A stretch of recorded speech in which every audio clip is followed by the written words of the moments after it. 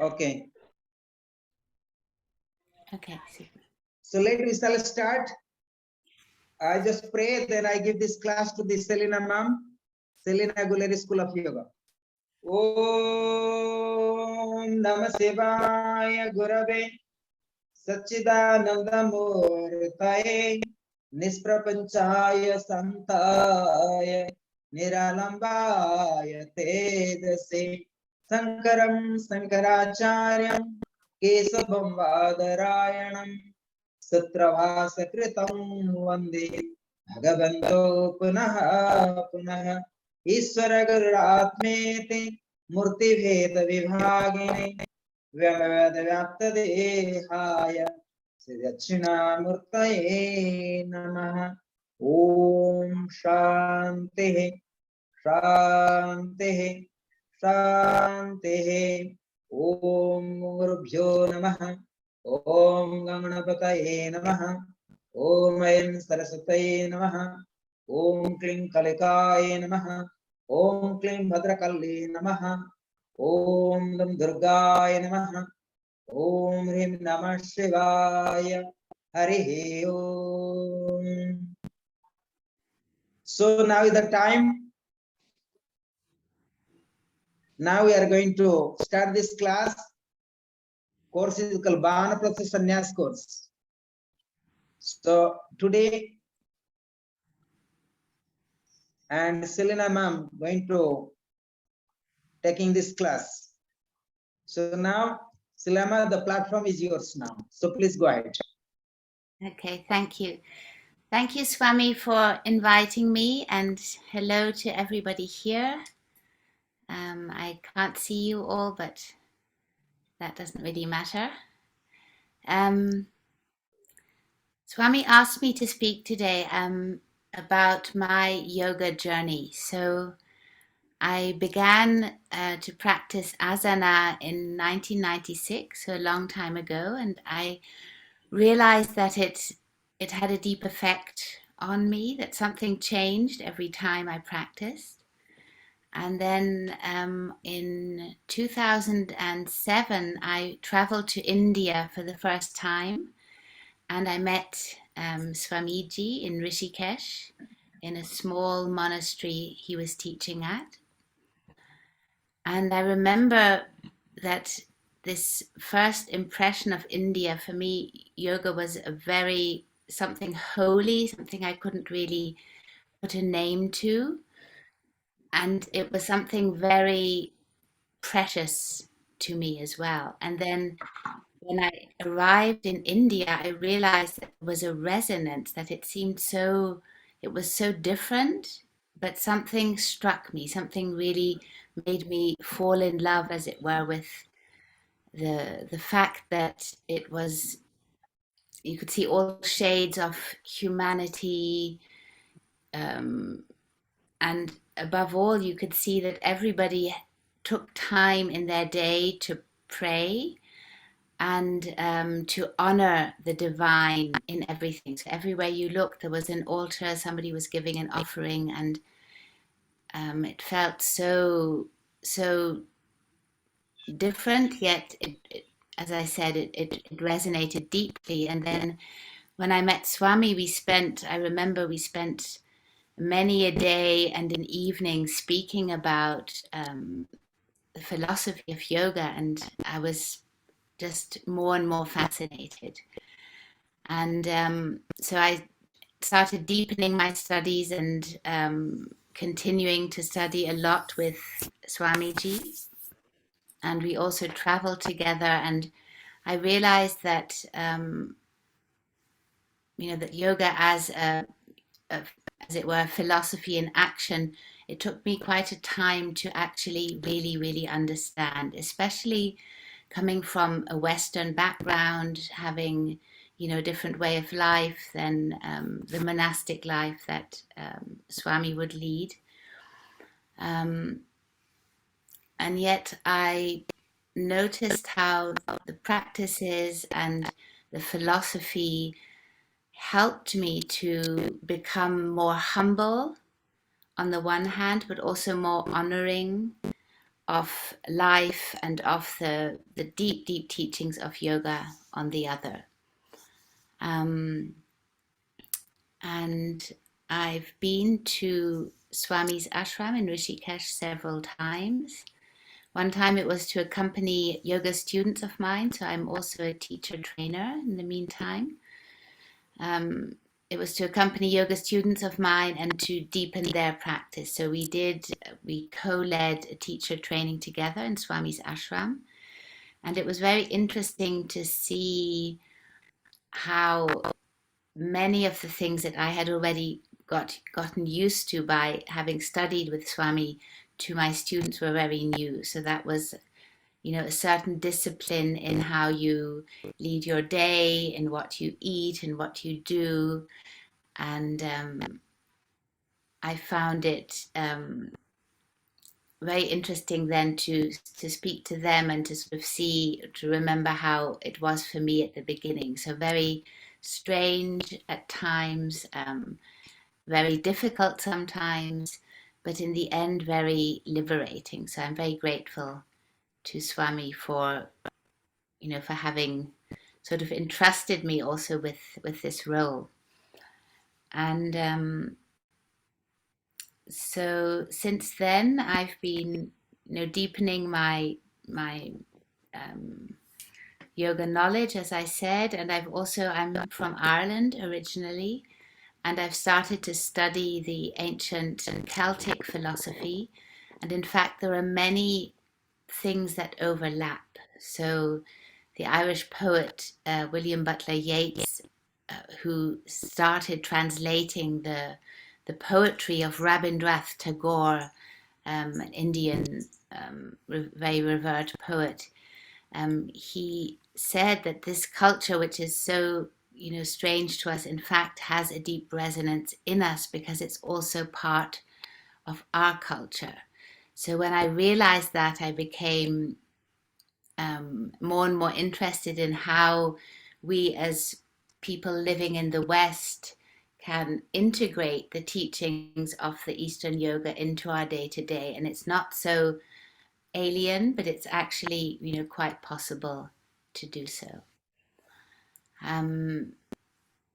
So I believe that, what I've learned at the moment, I'm in France, in the French Alps, and I'm cooking for a retreat, and a lot of my skills in the kitchen I also learned through Swamiji, and many of them are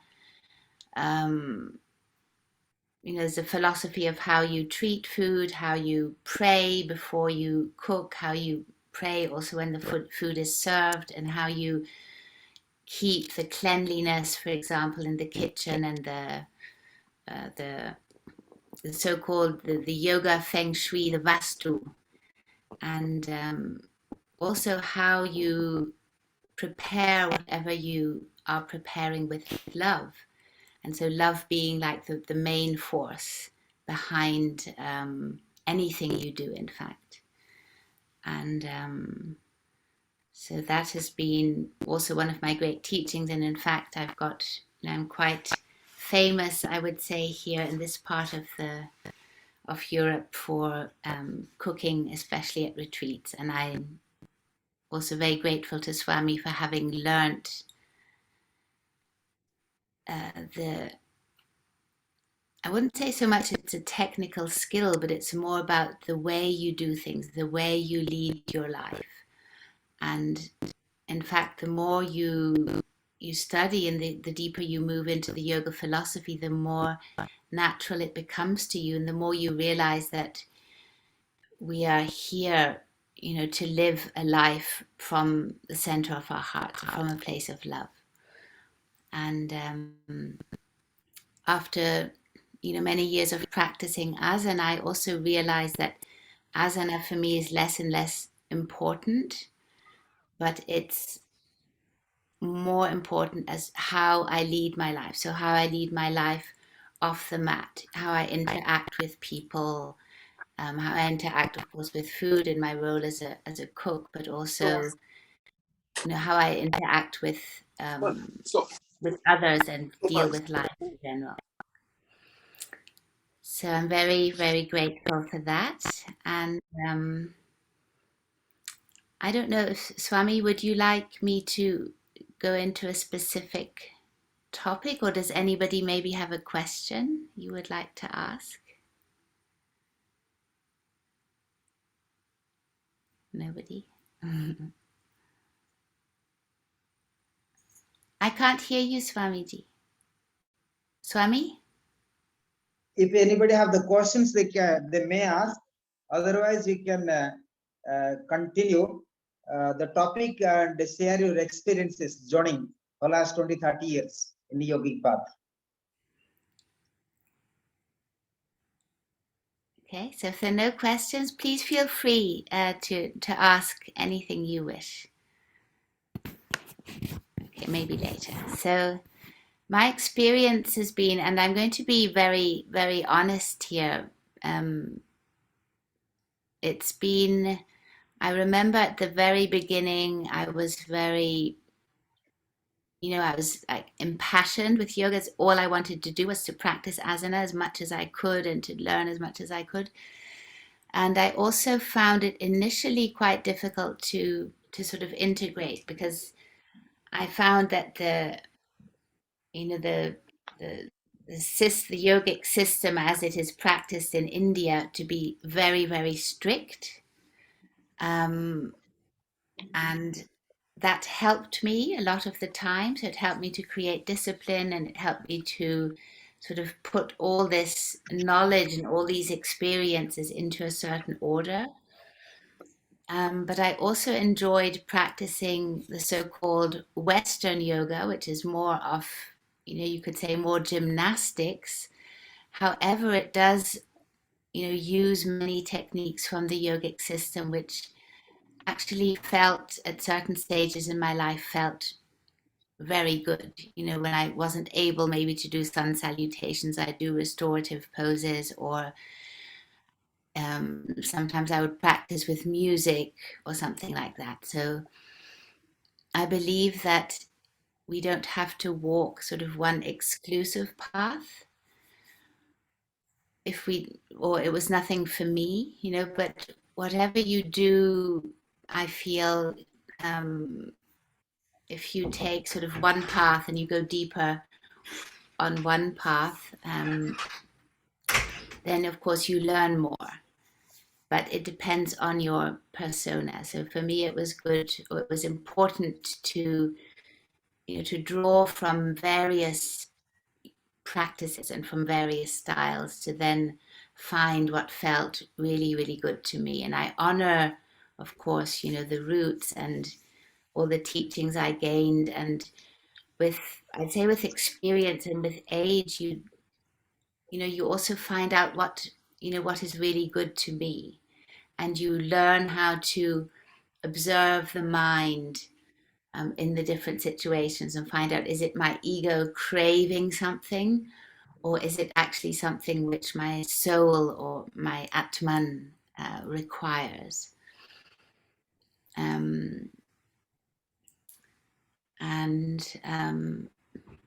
Yes, so thanks to yoga, I've become a teacher trainer now, but a teacher trainer. I trained like many hours with Swamiji, I'd say over 1,000. But then I also took the Western training, and am now an experienced registered yoga teacher with Yoga Alliance, which in the West sort of helps people or attracts people to come and study because they would, like this type of certificate. And so I lead trainings and I do retreats. I've traveled the world, and I've also had Swami come, I think it was in Bali. He came to co-teach at a retreat, and that was always very interesting and eye-opening for my students to see somebody come who's dedicated his life to the practice of yoga. So I would say I'm still a householder. So, I sort of, as much as I walk on the yogic path, I'm still also, very much rooted in the sort of the day-to-day work, or I also do translations and things like that. So I'm I'm not 100% a monastic yogi, although that's always been something I sort of felt I would like to do, but my role, I believe, is a different one. And so in my trainings, what I like to impart with the students is both a sense for the Eastern roots and practices, and also allow them to discover ways of how to integrate that into their day-to-day without becoming, without renouncing, a householder's life completely. So yoga has, taken me around the world. It's opened me up to very many different ways of seeing. It's helped me rediscover also my own heritage, the Irish heritage. There's, in fact, a fort in Ireland on the westernmost island, which is Inishmore, of the Aran Islands. And there's a fort at the very edge of the sea.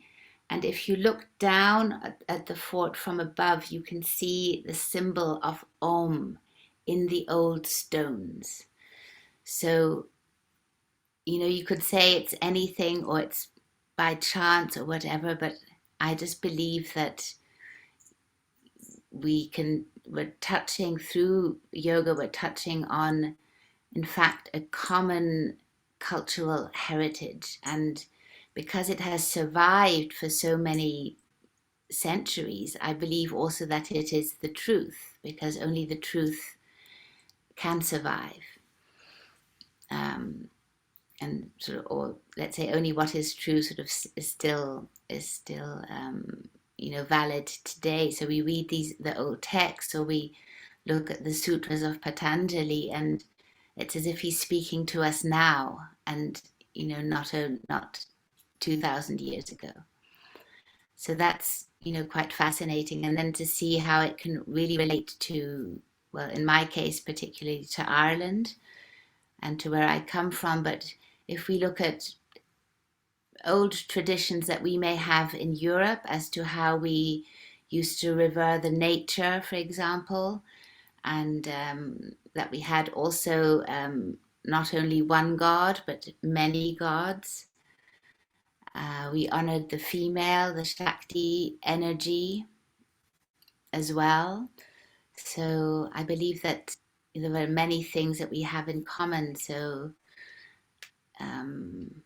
yes, so if you continue practicing, you'll realize that it can infiltrate every part of your life, and it is already inside of you. So I'd say that's been my experience so far.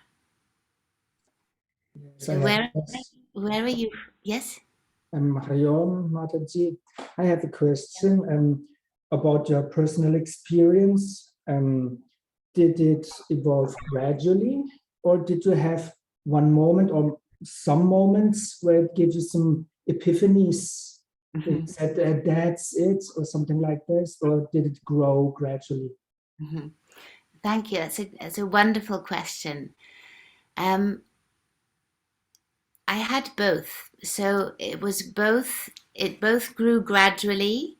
So I'd look back on something maybe a year later and suddenly understand, so some things that grew very, very gradually, because I believe it's yoga is a philosophy of direct experience.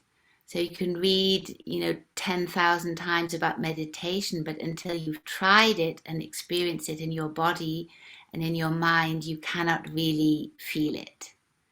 So it's direct experience.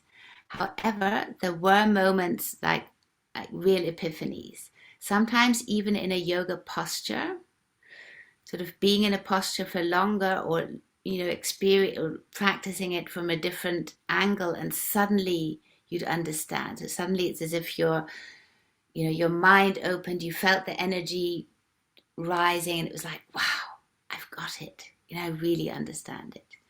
So I'd say a mixture of both. In my case, you hear of other persons who have sort of spontaneous awakenings. I don't think I have that. I'm sort of, I have to, yes, it's effort. It requires effort. So it's a beautiful thing, but it requires effort. So I'm not like, sometimes you like Eckhart Tolle or somebody like that who's just got ding, it's sort of, he realized, he's self-realized. So with me, it's a mixture of both. And then also ups and downs, it's not always a path of sort of brightness and light and happiness the whole time, but the sort of the downs or the doubts become less and less, and you can get, uplifted easier than beforehand. Thank you for the question. Yeah. All right. Thank you, Mo. Did that answer your question? Oh yeah, very much. Thank you. Yes. And I also asked because comparing with my own experience, it's also the same. I also noticed that you mentioned many authors, Irish, and so I also wanted to ask, do you have a central yoga literature, like for example, Patanjali, which is central to your school, to your practice, in which you share with your students, or do you have some others as well? Well, I definitely use sort of for the asana practice. I use the literature from the Bihar School of Yoga. So which is Swami's Orange book. Yes, the orange book. So that I find fantastic, and you can come back to that again and again, and you'll always learn something new. It's very compact and deep. Then I use Patanjali Sutras as a study for the mind. I think it's super important. And of course, there are different interpretations. So there are ones which are more easily understood by, by a Western mind. The different variations there. And then I draw from many, the Vijnana Bhairava Tantra, for example, which is also like more study of the mind and direct experience. And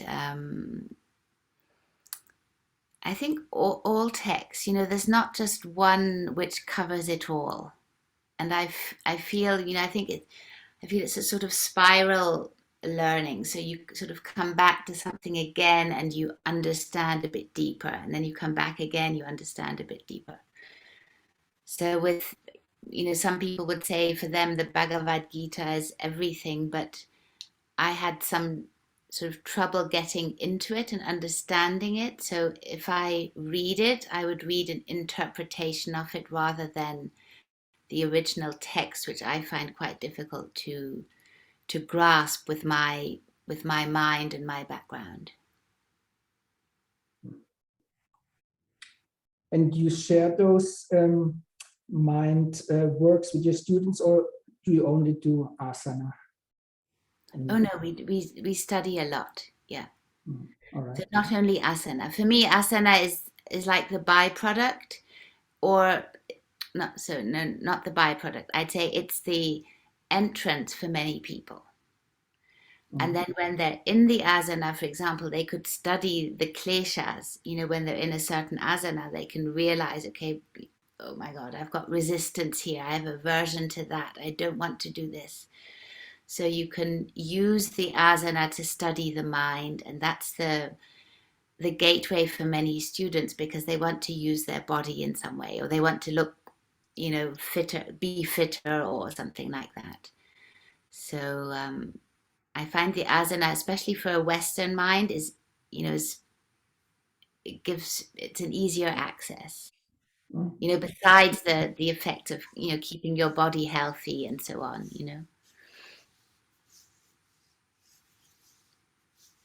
All right, thank you. You're welcome.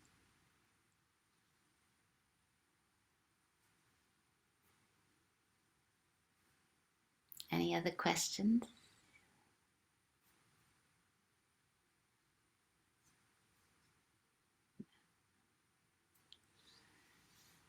Okay, so Swami, unfortunately, you know that I'm working still. So I have a retreat here that I'm looking for, in fact. But So thank you for sharing your wisdom. And so far you have walking long time on the yogi path, and it would be nice for the participant actually from the West, and Mahadev from Portugal, Atman from Germany, Julie from USA, and the Vidyananda from the Cyprus, although she was born in Ukraine. So it's nice because they can the actually, whole they can world. actually, yeah, so they can inspire by, of course we have some students from India, but today they could not participate. And also one student before he used to join, he's from also Canada, but he's not joining now. So it is nice for your wisdom, and thank you. Selena ma'am, and Selena ma'am, one of the person is very important in my life. And she have been also one of the pillar for the Samarpan School of Yoga and Tantra, only registered with Yoga and America. She's the lead teacher, and I can say called grandmaster for the Samarpan School of Yoga. Even first course I start, and so all the way flying from and Europe to all the way to here to teaching only one student. And I was very grateful to teaching that one student from the England. And I was realized that time, if she was here alone, I could be completely out of order. I could kick out of the course also. So it was very, so I feel very fortunate and to having the Selena ma'am at that time, that course. And thank you one way, Selena ma'am, and thank you. Thank you. And is highly appreciated. We are highly appreciated, even in behalf of my old student and disciple student and devotees around the world. And hopefully we'll get your more seva in future, more blessings for the students, and more blessings for the students, because you understand more. Whenever you like, I can come and speak. Okay, so thank you. So I'll let you also in advance so that you can prepare. Okay. So thanks to all of you now, and Selena ma'am will now leave the platform. So I'll keep continue rest of the time for all of you. Okay. Thank you, ma'am. Selena ma'am.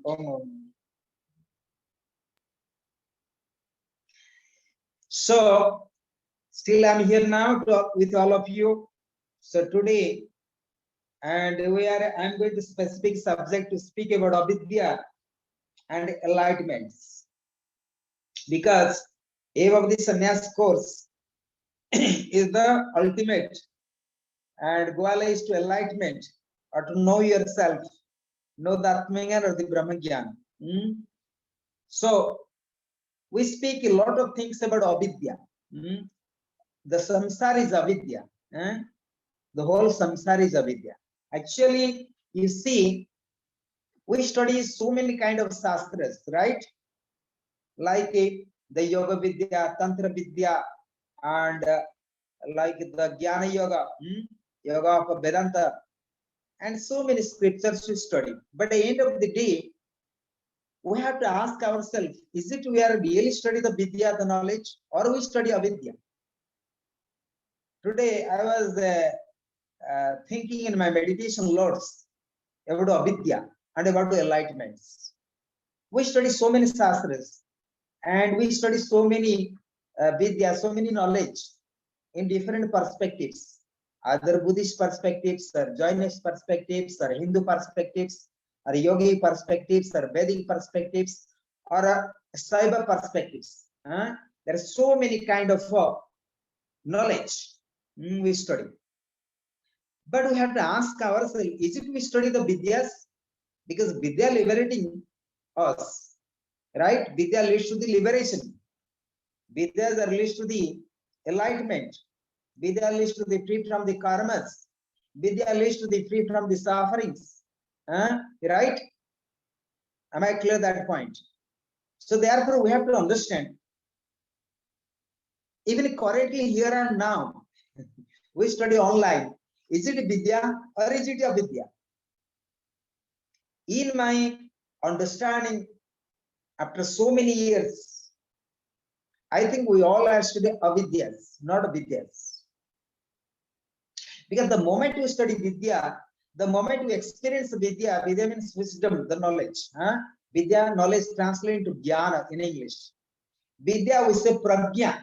The wisdom is called Prajna.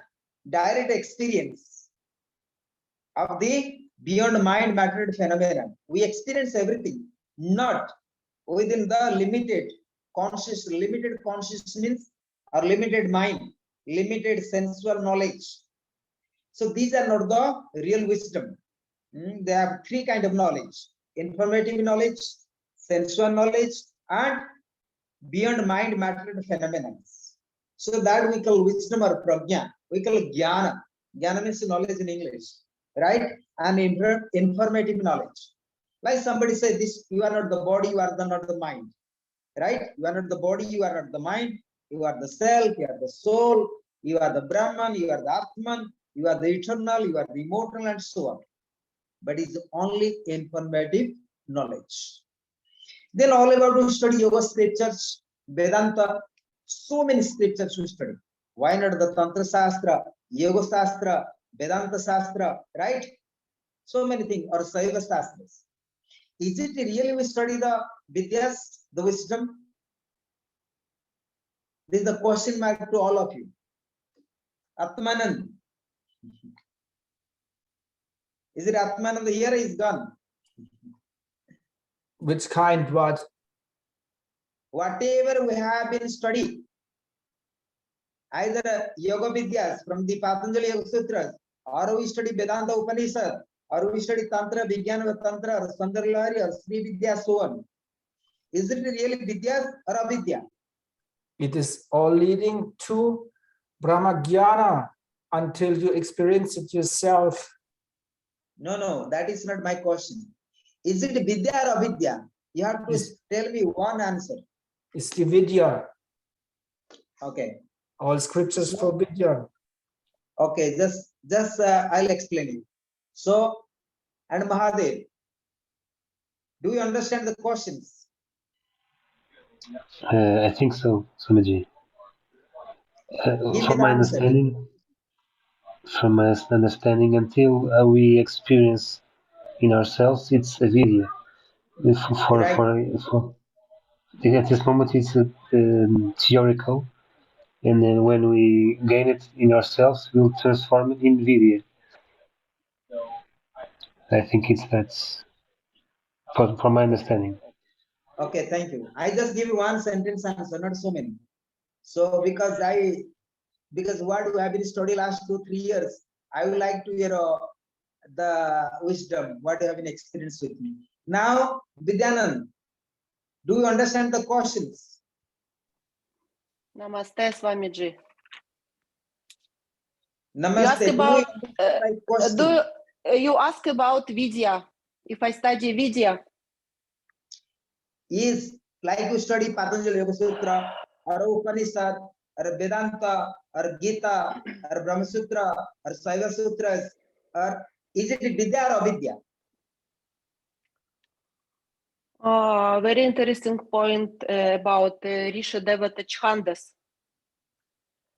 And it's very important to have connection with Parampara and with Rishi, with Swamiji, Swami Samarpananandaji. No, listen, class. If I have connection with Rishi, I have Vidya. Thank you for your blessing.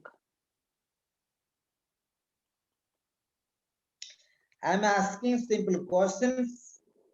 Whatever you have been studying, all shastras, is it Vidya or the Avidya? We are studying our own Avidya. We must understand. We must understand. Huh? Please repeat again. We are studying our own Avidya. Through understanding our own Avidya, we get the intellectual Vidya. But the real experience only comes through meditation, through experience. Okay.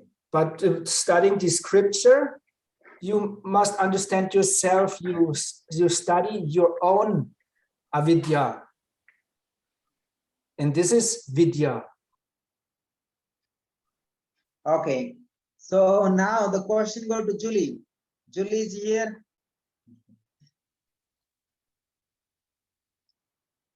Julie, do you understand our questions today? I think I do. I guess I think there's always some avidya. There's always some obstacle. There's always some ignorance. So, you know, the goal would be to have there be no avidya. So you study these things and try to incorporate them and get to that point where you have that understanding. But I think there's always avidya. That's why we continue to try to grow and to study and to learn. If I overcome avidya and there's just vidya, then I'm there, but I'm not there. So there's always avidya. So thank you. I repeat again to this question to Vidyanand. Vidyanand need to again think about it and give the second answers. Vidyanand, now we have the chance to speak.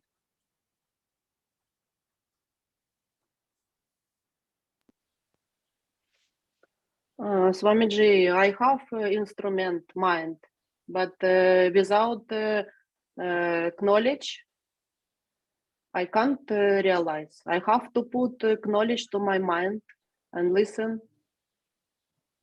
every second. And after that, I have to meditate.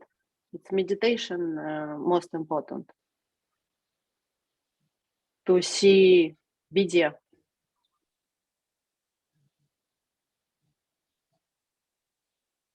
Jai Gurudev. So, okay, thank you. So, once again, I would like to ask you, Atmanand. This is the third answer you have to give me. Again, I repeat this question.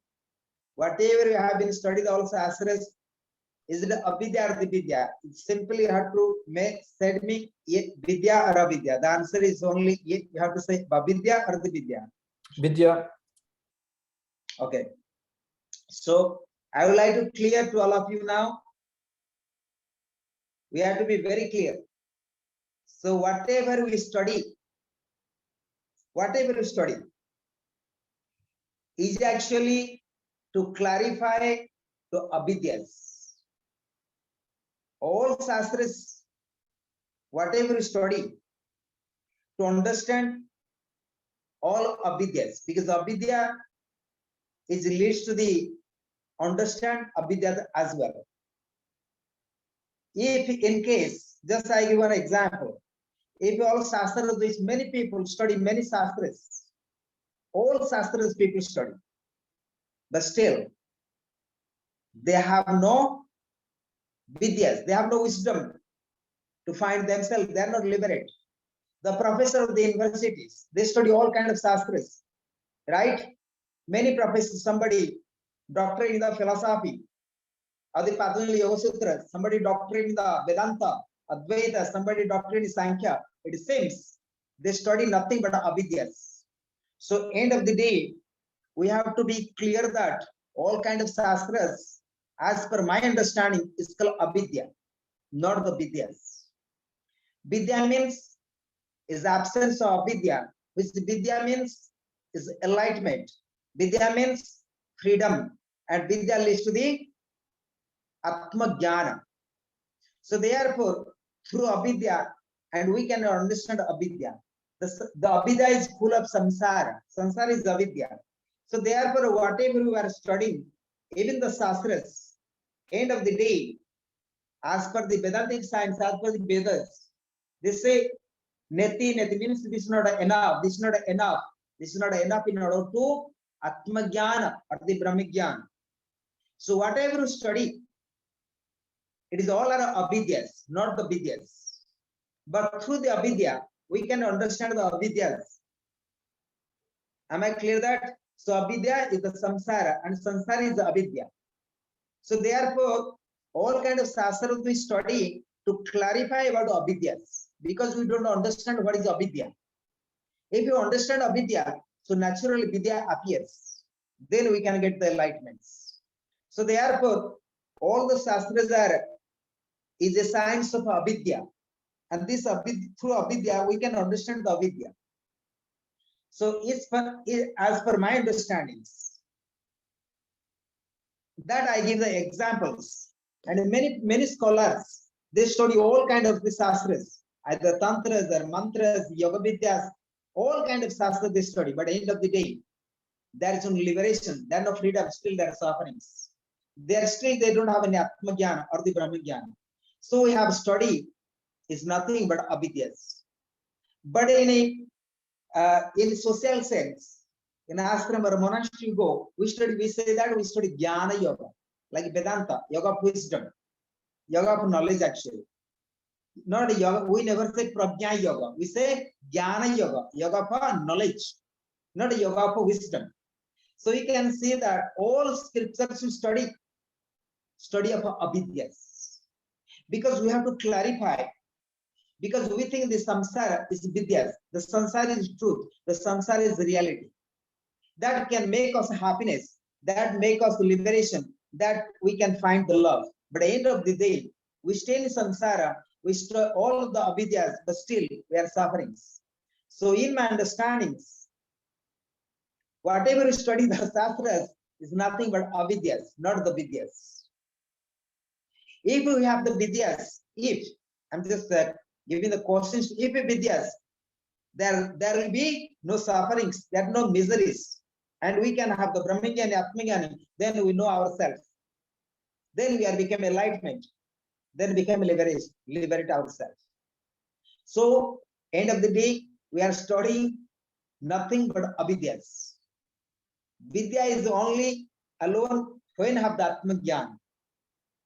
But at the end of the day, then what the question mark comes, why you need to study avidya? Because we don't understand the samsara is avidya. So through the shastras, then we can understand properly the samsara. Samsara is avidya. Like Adiguru Sankaracharya say that samsara is mithya, Brahma Satyam Jagat Mithya. This is the Advaita, and said by Adiguru Sankaracharya out of his enlightenments, out of his wisdom, prajna. The samsara is avidya. The samsara is mithya. Mithya means is avidya. Avidya means something which is not permanent. It is exist but temporal. But a question mark comes. Without this avidya, can we survive? No. So we need the avidya. And without avidya, we can survive. So survival is avidya.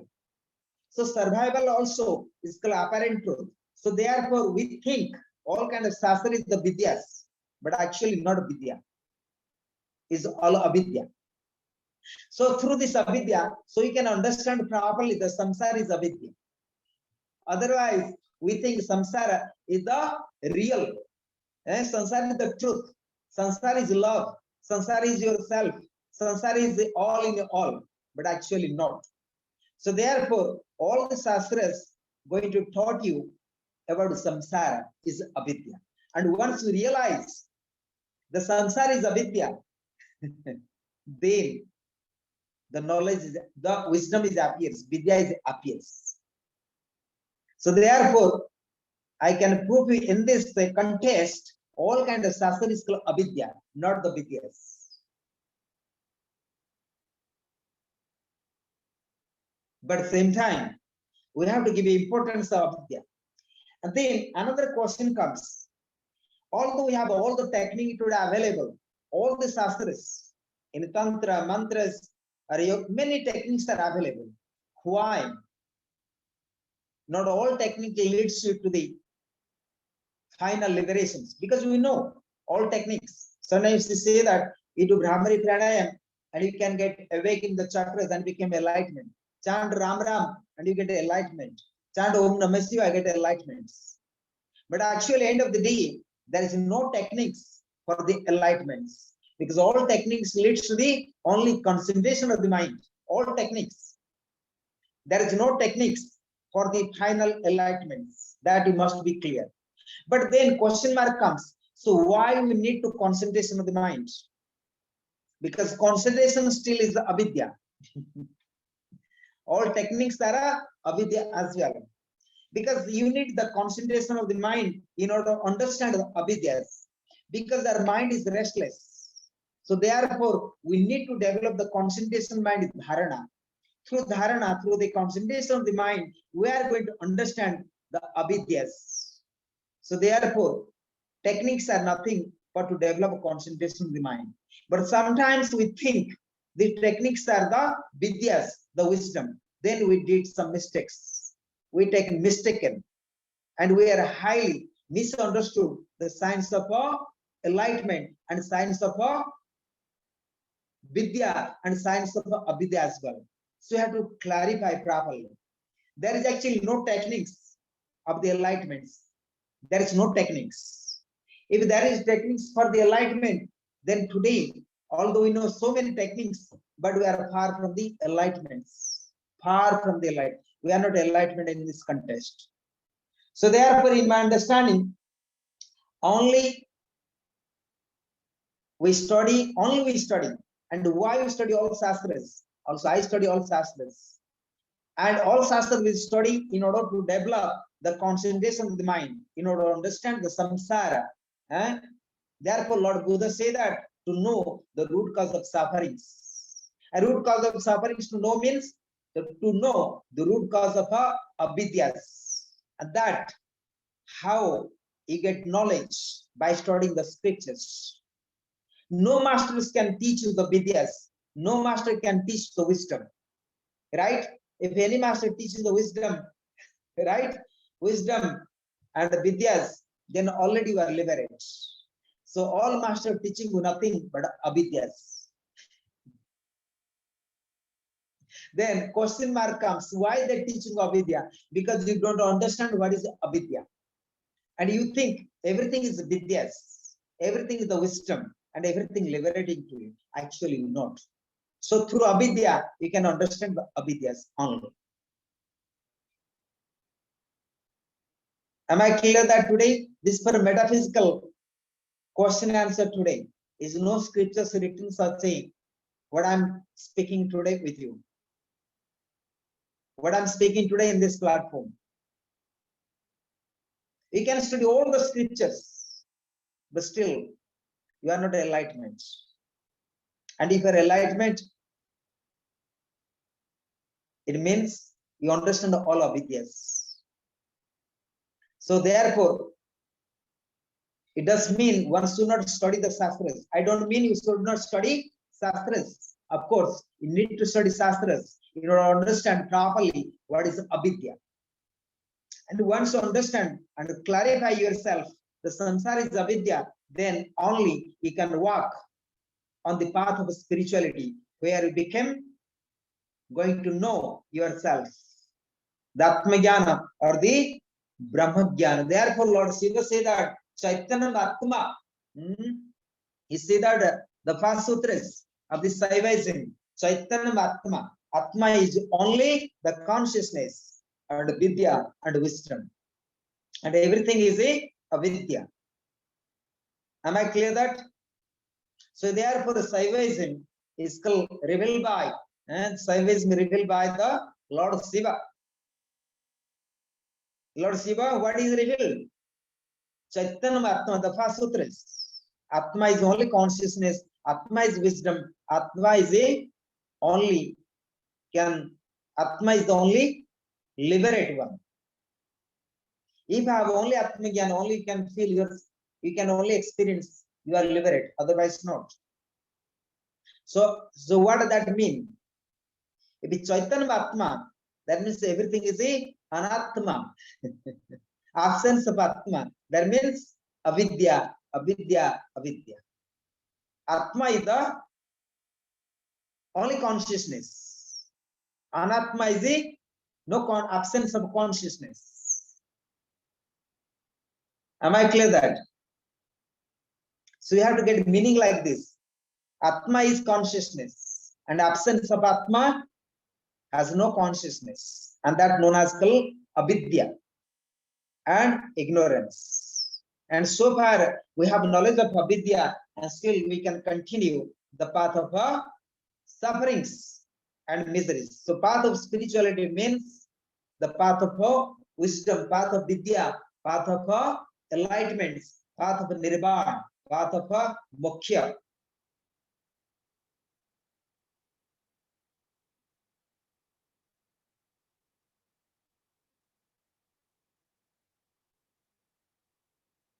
Am I clear that now? Even my guru used to say, path of awakening of the kundalini is nothing but material energy. It's not the spiritual. Because awakening of the prana is purely material energy.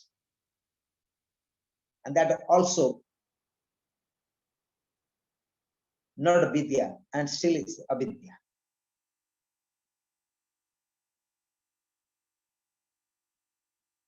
So now I'm coming to Atmanand, what he got it. Atmanand. Yeah, it's most you study the many scriptures, they all say the same. You open the Bhagavad Gita, you open the Patanjali Yoga Sutra, or Shiva Shastras, all lead to Atmagyani intellectually, but there are different mantras. And the scriptures, they say, if you don't understand intellectually, chant, chant.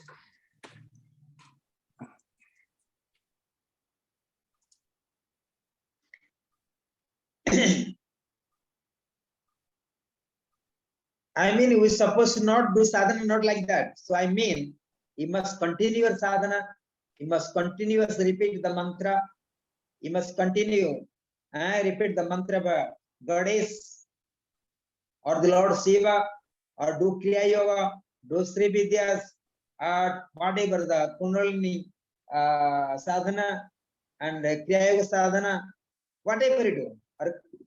But you must understand, it is not spiritual. It is still, you are in avidya.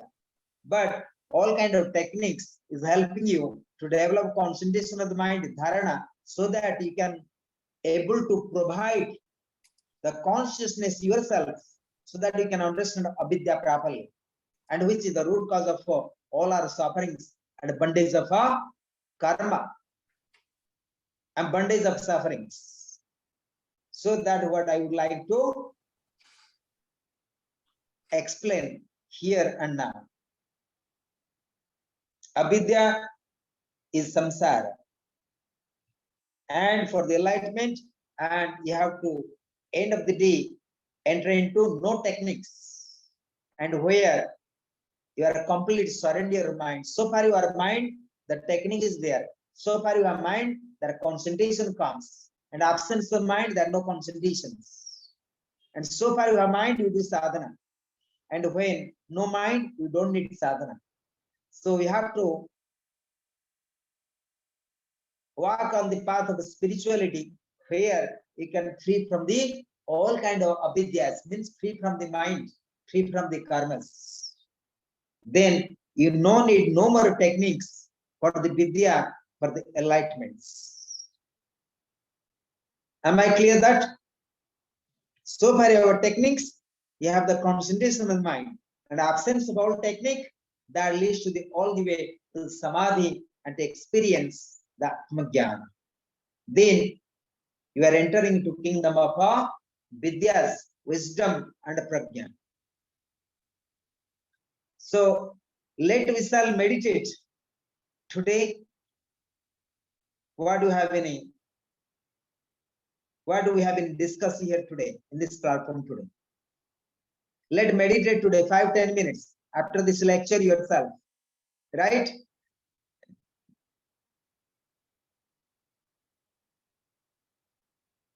Anyone have any questions today?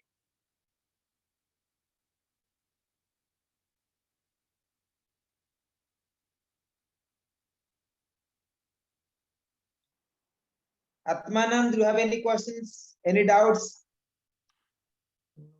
No doubts. It's all practice until you perfect it. Each practice must be perfected. Meditation must be perfected. Breathing practices must be perfected. There's no end in Nadi Shodhana. There's no end. There's no end in Nadi Shodhana. You can go to Kumbhaka. You can do Kumbhaka for 30 minutes. You can do Kumbhaka for 3 days. There's no end. You become master of Kumbhaka. And then you can even do your sadhana when you stop the all breath. Then sadhana ends. Then you go to heaven and do sadhana do there. Or in a cemetery or a cremating place. Breath stops, no more sadhana. And you can do sadhana in cremations with Lord Shiva directly, with Mother Kali, without any problems, right?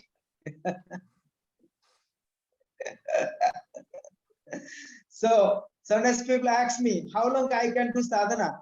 I say, you don't need sadhana. You simply stop your breath, go to join with the Sivaloka in a cremating place. It's very close to you. You're around your home. You don't need Sivaloka and some long way to go. So cremation is there, simply cemetery there, and go there, join with the Sivaloka. Directly, it's very close. So people laugh with me. Then no more sadhana. And here. So we have to learn today. So far your breath is keep continuing and you must continue your sadhana. Always avidya.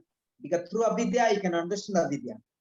So therefore, and you can see that avidya is very important to understand ourselves. So therefore I just quote today, to know the root cause of sufferings. That is very important, to know the root cause of avidya. That is what the Patanjali Yoga Sutra we have been studying in the second chapter, right? What is the root cause of sufferings? Therefore, avidya, asmita, ragadvisa, vinipesa, klesa. Then again, avidya also they explain properly. So therefore, I repeat again and again, maybe I use different languages, different perspectives. So today I speak very differently. So sansar is avidya. Whatever you study, also avidya, to know the avidyas. So Shastras are not the Vidyas. That you have to be very clear to them. Many people think Shastras are the Vidyas. Actually, not the Vidya. Because Vidya is the wisdom and directly leads to the wisdom and enlightenments. And then there is no more sufferings. There is no more obstacles. And you live with the peace and harmony and with the eternal love. So thank you for today. And thanks to all of you. And I tried to share some invitation by WhatsApps and email, but sometimes it's difficult to sending sometimes. And like today, Atman complained because I could not send his email. So in the last minute, I sent his WhatsApp. But sometimes where people are busy, they cannot see their WhatsApp. But I'll share with both, WhatsApp and emails, both. And in case I forget sometimes, please let me remind if there is some classes, and always you can remind. Because Saturday, Sunday will continue studying. And I'll invite also time to time some other teachers. Possible this Thursday and Friday there will be classes. Okay, so I'll clear by Monday for next weeks, so that you can adjust your time and available to yourself for the classes for a whole week. Am I clear that? Because you have a lot of things, you meeting your friends, you have also a lot of family obligations, and you have a job, so many things to do. So you can find your time in order to join this course. So thanks to all of you. Om Sankaram Sankaracharyam Kesavam Vadarayanam Sutrabhasakritam Vande Bhagavanto Punaha Punaha Isvara Gururatmeti Murtiveda Vibhagine Vyamavad Dehaya Sridachinamurtaye Namaha. Om Namah Shivaya Gurave Sachidanandamurtaye Nisprapanchaya Santaya Niralambaya Tinse. Om Shanti Shanti Shanti. Harihi Om Gurubhyo Namaha. So today is Saturday, let's chant 3 times Mahamudra mantra for the world peace and for the liberation of the all beings. Om Trayambakam Yajamahe Sugandhim Pushtivardhanam Urvarukam Yogandhanam Mritarmasyamanmritam. Om Trayambakam Yajamahe Sugandhim Pushtivardhanam Urvarukam Yogandhanam Mritarmasyamanmritam. Om Trayambakam Yajamahe Sugandhim Pushtivardhanam Urvarukam Yogandhanam Mritarmasyamanmritam. Om Shanti Shanti Shanti. Om Gurubhyo Namaha Harihi Om. So our Gurudev Samsivanand and Adi Guru Shankaracharya and Mother Adi Shakti, Ma Parvati and Lord Shiva bless you all. Thanks to all of you. Om Om Om Om Om Om Om. Om Om.